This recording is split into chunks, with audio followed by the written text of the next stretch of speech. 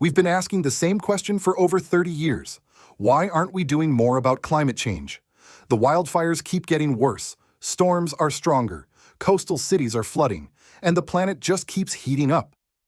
And yes, it's starting to look less likely that we can stop climate change in this century. Who knows? Maybe we never could. That's a topic that deserves its own video and isn't the point of this one. Anyway, when I was a child, they taught me that Noah couldn't stop the floods, so he built an ark. If you can't completely stop a disaster, wouldn't disaster preparedness be at the top of the priority list? So, where's the action? How are regular people like you and me supposed to understand this? And that, my friends, is what this video covers. Here's the uncomfortable truth as I see it. The climate crisis was never meant to be fixed. It was meant to be talked about, marketed, delayed, because the people in charge were never planning to save us. Climate science didn't come out of nowhere and suddenly arrive on the scene in the 2020s.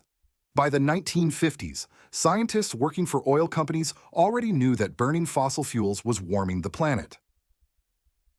By the 1970s, internal memos at Exxon and Shell warned of catastrophic climate change if action wasn't taken. By the 1980s, the public was starting to hear about the greenhouse effect, and politicians began promising to do something, but nothing happened. And that was the point. A new excuse emerged every decade. In the 90s, they said we needed more research. In the 2000s, they said fixing it would hurt the economy. In the 2010s, they said market solutions would save us.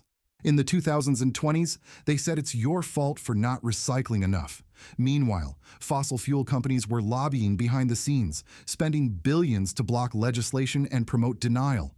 And when outright denial became too embarrassing, they switched to delay. They funded think tanks to debate climate science. They bought ads that made it seem like they were helping, all while expanding production. Let's talk about greenwashing. It's when a company pretends to care about the environment, but only to protect its image. BP invented the idea of your carbon footprint, not to help the planet, but to make you feel personally responsible. It worked. Recycling was pushed as a solution, even when the companies behind it knew it didn't work. Ever seen that little triangle on a plastic container? Most of those can't be recycled economically, so it doesn't get done. And yes, I've already posted another video that talks about the big lies of plastic recycling. Electric cars, carbon offsets, net zero pledges. Most are just PR with a long deadline.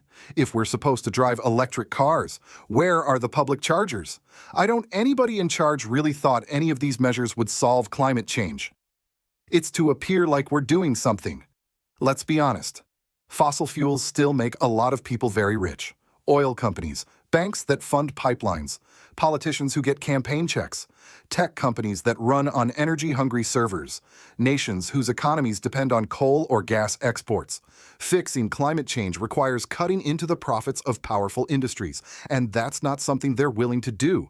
So instead of solving the problem, they learned to manage it, to delay the consequences, to sell the illusion of progress. It's not inaction, it's a business plan. So, what happens when you delay action for 30 years? You get exactly what we have now.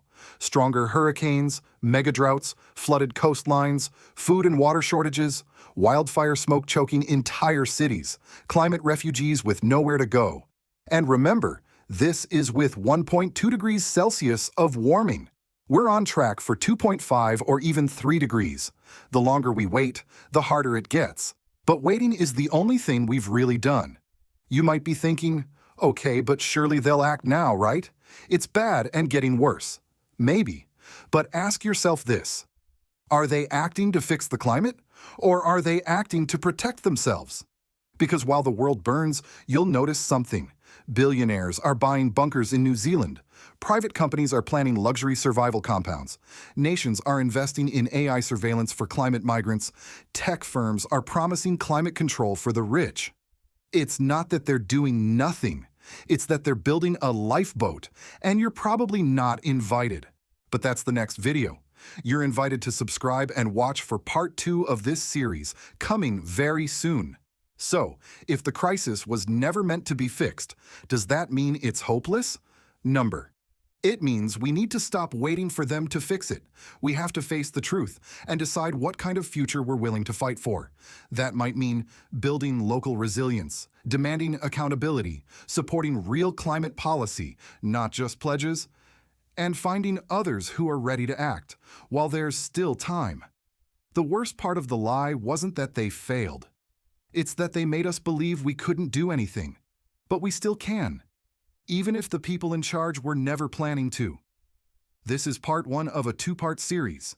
In the next video, we're going deeper into what happens when the system stops trying to save everyone and starts picking who gets left behind. Because climate change was never just about weather, it was always about power and money. You can start helping right now by sharing your thoughts in the comments. Honestly, reading your comments, opinions, and tips makes it all worth it. I also hope you'll stick around for the ride by liking this video and subscribing to the channel to keep us connected. Keep your eyes open out there.